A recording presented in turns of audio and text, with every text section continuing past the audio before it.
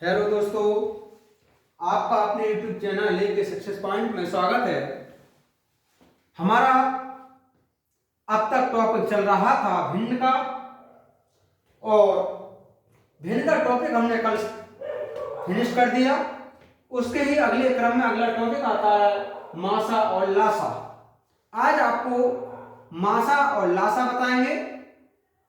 हम अपने इस चैनल के माध्यम से मैथमेटिक्स का संपूर्ण कोर्स यानी पूरा कोर्स कराएंगे, वो भी चैप्टर वाइज चैप्टर। ऐसा नहीं है कि आपको जगह जगह से चैप्टर उठा करके हल करा दें, ऐसा नहीं कराएंगे। आपको इस चैनल के माध्यम से गणित का पूरा सिलेबस कराया जाएगा। बस हमारे चैनल से आप जुड़े रहें, लाइक करें, सब्सक्राइब करें तथा दोस्तों को शेयर करें और उनसे भी सब्सक्राइब करा दें। ये चैनल आपके लिए बहुत ही महत्वपूर्ण होगा। जैसे मासा और लासा की बात कही गई है, तो मासा और लासा, मासा का मतलब है महत्तम समापवर्तक। हम कहें कि ये क्या चीज होगी, मासा किसे कहेंगे? तो मासा वह बड़ी से बड़ी संख्या जो दी गई संख्याओं को पूरी पूरी विभाजित कर दे, मासा कहलाती है। यानी ध्यान देना, मासा का मतलब है वह बड़ी से बड़ी संख्या जो दी गई संख्याओं को पूरा पूरा विभाजित कर दे, मासा कहलाती है। और अगर कोई भी संख्याएं इस प्रकार दी हैं जो अभाज्य हैं, विभाजित नहीं हो रही हैं, तो उन संख्याओं का मासा सदैव एक होता है। यानी अगर कहीं ऐसी संख्या दी हैं जो अभाज्य हैं, भाज्य नहीं हो रही हैं, तो उन संख्याओं का मासा सदैव एक होता है। अब आता है लासा। लासा लघुत्तम समापवर्तक यानी एलसीएम, लीस्ट कॉमन मल्टीपल। इसका मतलब है हाईएस्ट कॉमन फैक्टर, या जीडीपी भी बोलते हैं इसे, ग्रेटेस्ट। लेकिन अब लघुत्तम में क्या है, एलसीएम में वह छोटी से छोटी संख्या जो दी गई संख्याओं से पूरी पूरी विभाजित हो जाए, वह लासा कहलाती है। यानी लासा का क्या कहेंगे हम, वह छोटी से छोटी संख्या जो दी गई संख्याओं से पूरी पूरी विभाजित हो जाए, लासा कहलाती है। अब बात आती है भिन्नों का मासा और भिन्नों का लासा।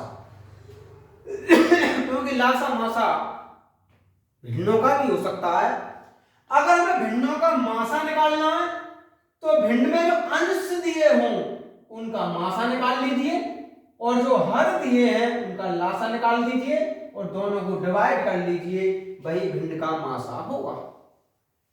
यदि भिन्न का लासा ज्ञात करना है, तब जो भिन्न के अंश दिए हैं उनका लासा निकाल लीजिएगा, और जो हर दिए हैं उनका मासा निकाल दो, दोनों को डिवाइड कर दो, वही होगा भिन्नों का लासा। तो ये तो हुआ हमारा लासा और मासा। इस पर आधारित कुछ प्रॉब्लम्स कराते हैं, देखिए आगे।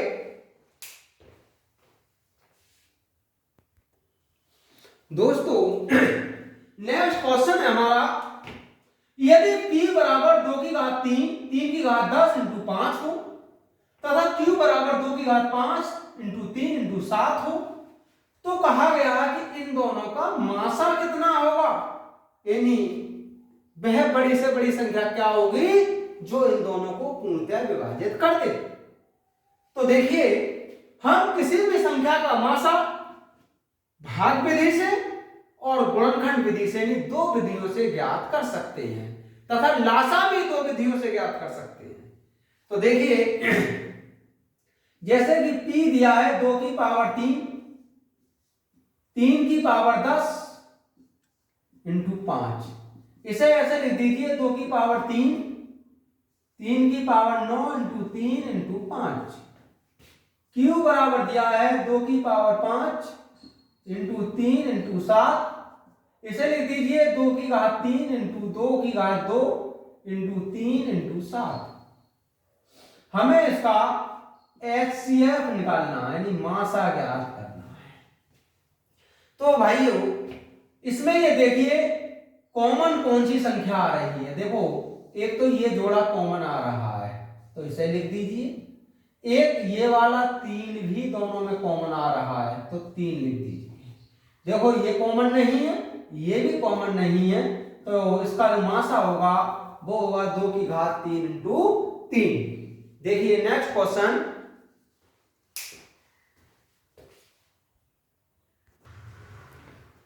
दोस्तों नेक्स्ट क्वेश्चन है हमारा, वह सबसे बड़ी संख्या ज्ञात कीजिए जो 200 और 320 को पूरा पूरा विभाजित करे। तो इसका मतलब सीधा सा हुआ कि हमें 200 और 320 का मासा ज्ञात करना है। तो मासा कैसे ज्ञात किया जाए, जैसे कि ये 200 और ये 320, इसे तब तक काटो जब तक ये समान फैक्टर पर कटता चले। जैसे 5 से काटते हैं, 5 चौक 20 और 5 छक 30, 5 चौक 20। अब ये 5 से नहीं कटेगा। 4 से काट देते हैं, 4 और ये 4 से कट जाएगा 16, 2 से फिर कट जाएगा, 2 पंजे 10 और 2 चौक, अब ये 2 अट्ठे 16 किसी भी कीमत पर किसी कॉमन संख्या से नहीं कट सकता। हम जितनी भी संख्या दी हो उनके हमेशा फैक्टर बनाइए और फैक्टर तब तक बनाइए जब तक वो किसी भी कॉमन संख्या से कट रहे हो। यदि कॉमन संख्या से नहीं कट रहे तो वहीं रुक जाइएगा। तो इसका जो मासा होगा इनका गुणा कर लीजिए बस, 5 गुणा 4 गुणा 2, ये हो जाएगा 40। तो 200 और 300 को पूरा पूरा विभाजित करने वाली सबसे बड़ी संख्या कौन सी होगी, 40। देखिए नेक्स्ट क्वेश्चन,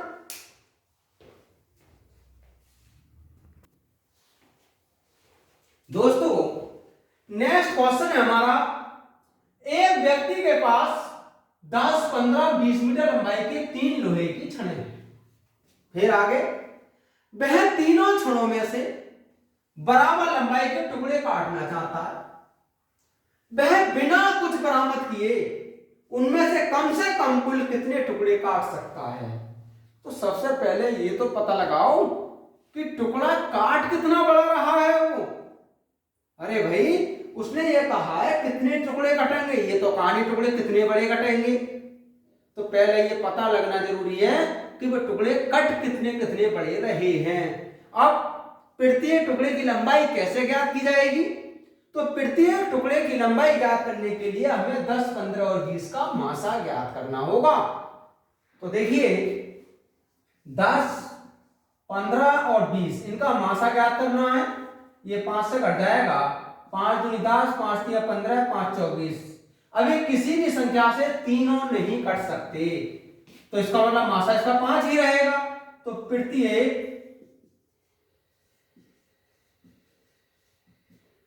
टुकड़े की लंबाई ये रहेगी 5 मीटर। अब उसने कहा कितने टुकड़े कटेंगे, तो देखिए टुकड़ों की संख्या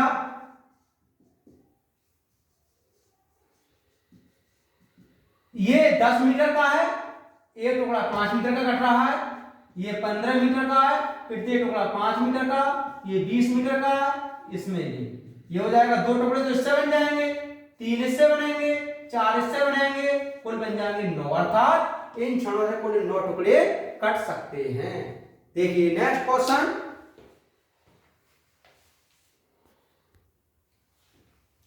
दोस्तों नेक्स्ट क्वेश्चन है हमारा, सेंटीमीटर में वह संभव वृहत्तम, मतलब बड़ी से बड़ी अधिकतम लंबाई जिसका प्रयोग 495, 900 और 1665 सेंटीमीटर को ठीक ठीक मापने के लिए किया जा सकता है। क्या हो, तो सीधी सी बात है, बृहत्तम हो, अधिकतम हो, महत्तम हो, तो समझ लीजिएगा उन संख्याओं का मासा ही ज्ञात करना है। हमें 495, 900 और 1665 इनका मासा ज्ञात करना है। मासा ज्ञात करने की आसान विधि, 5 से डिवाइड करें, 5 9 45, 4 बचा और 5 9 45, इसे काटेंगे 5 कम 5, 4 बचा, 5 अट्ठे 40, 5 तिया 15, 1 बचा, 16, 5 तिया 15, 1, 5 तिया 15। अब ये 3 से और कट जाएगा, 33 तिया 99, 60 और 111। अब ये किसी भी कॉमन संख्या से तीनों संख्या नहीं कट सकती, तो इसका मतलब इनका मासा जो होगा वो इन दोनों का गुणा कर लीजिए बस 15। उसने कहा था सेंटीमीटर में लंबाई क्या होगी, तो वृहत्तम लंबाई ये हो जाएगी 15 सेंटीमीटर। देखिए नेक्स्ट क्वेश्चन,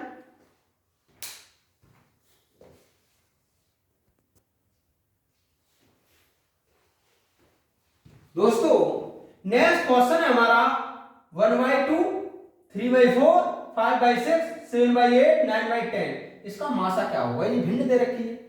तो हमने अभी बताया कि भिन्न का मासा बराबर रहता है अंश का मासा बटा हर का लासा। तो पहले अंश ले लेते हैं इसका।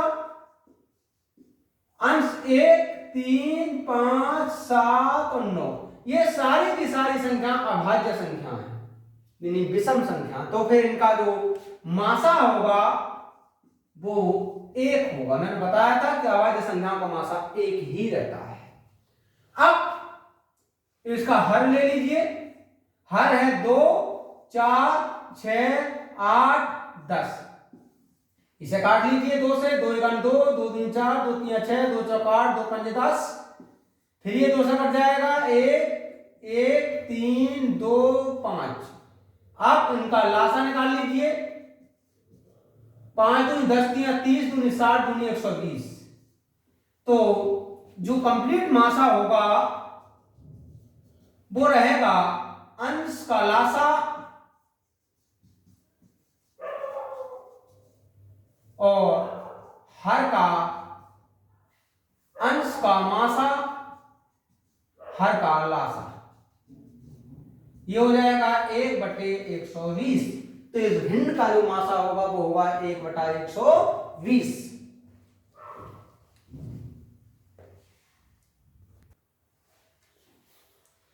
दोस्तों नेक्स्ट क्वेश्चन है हमारा, यदि ए बी का मासा 12 है, यानी ए बी संख्याएं हैं कोई जो कि हमें दी नहीं है।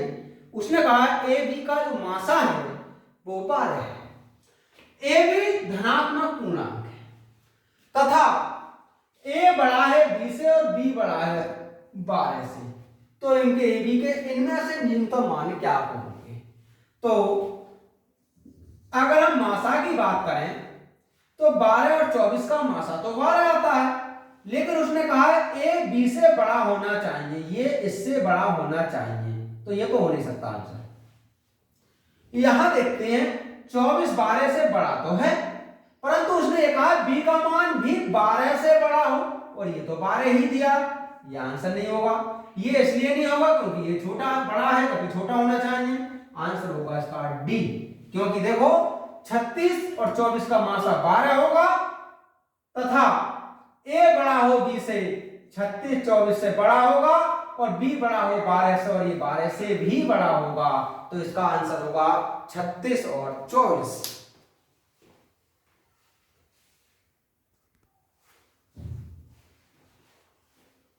दोस्तों नेक्स्ट क्वेश्चन है हमारा, उस सबसे लंबे फीते की लंबाई कितनी होगी। कौन से वाले की, जो 7 मीटर, 3 मीटर 85 सेंटीमीटर और 12 मीटर 95 सेंटीमीटर को ठीक ठीक नाप सके। तो सीधी सी बात है, सबसे लंबे, सबसे बड़े, अधिकतम, महत्तम, वृहत्तम, जहां भी अगर ये शब्दों का प्रयोग हो जाए समझ लीजिएगा उन संख्याओं का मासा ही ज्ञात करना है। तो हमें इनका मासा ज्ञात करना है। तो इन संख्याओं को जो दे रखी है, 7 मीटर का मतलब हुआ 700 सेमी, ये हुआ 385 सेमी और ये हुआ 1295 सेमी। इनका मासा ज्ञात कर लीजिए। तो मासा ज्ञात करने की विधि अभी बताई।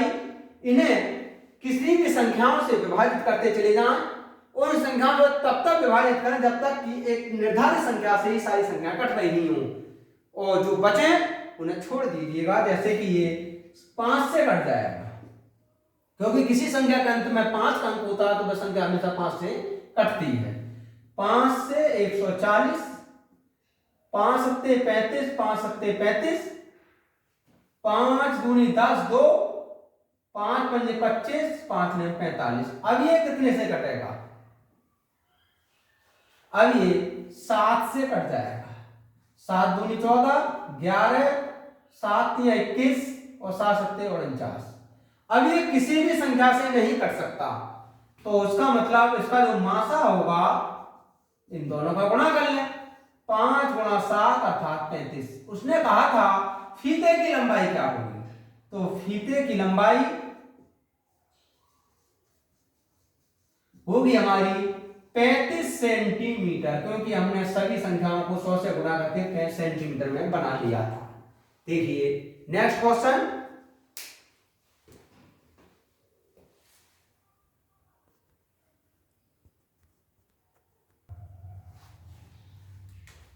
दोस्तों नेक्स्ट क्वेश्चन है हमारा 1.08, 0.36, 0.90, इनका मासा कितना होगा। तो हमारे पास इनका बहुत आसान सा तरीका होता है कि इसे दशमलव के बाद 2 अंक है सभी में, तो इसका मतलब 100 है, 100 से मल्टीप्लाई कर लीजिए। ये हो जाएगा 108, ये हो जाएगा 36, ये हो जाएगा 90। इसका मासा ज्ञात कर लो और जो मासा निकल कर आए उसे 100 से डिवाइड कर देना। तो देखिए इसे कितने से कट जाएगा, ये सबसे पहले 2 से काट लीजिए। 2 पंजे 10, 2 चौक 8, 18 दूनी 36 और 9 पंजे 45। अब 9 से कट जाएगा ये, 9 छक्का 54, 9 दूनी 18, 9 पंजे 45। अब नहीं कटेगा ये किसी से भी, तो इसका जो मासा होगा वो हो जाएगा 2 गुणा 9 अर्थात 18। हमें निकालना है 1.08, 0.36, 0.90 इसका मासा। तो इसका मासा निकालने के लिए हम इसे 100 से भाग कर लीजिए, तो इसका मासा होगा 0.18। देखिए इस प्रकार के और भी सवाल किसी भी प्रैक्टिस सेट में हो उन्हें हल कीजिए, और यदि कहीं कोई भी प्रॉब्लम्स आती है तो कमेंट बॉक्स में बताइए, तथा हमारे चैनल को लाइक करें, सब्सक्राइब कर लें, शेयर करें और दोस्तों से भी सब्सक्राइब करा दें। तथा इसी प्रकार के क्रम बाई क्रम सारे चैप्टर लगातार मिलते रहेंगे इस चैनल पर, और इस चैनल के माध्यम से गणित का संपूर्ण कोर्स कराया जाएगा। जय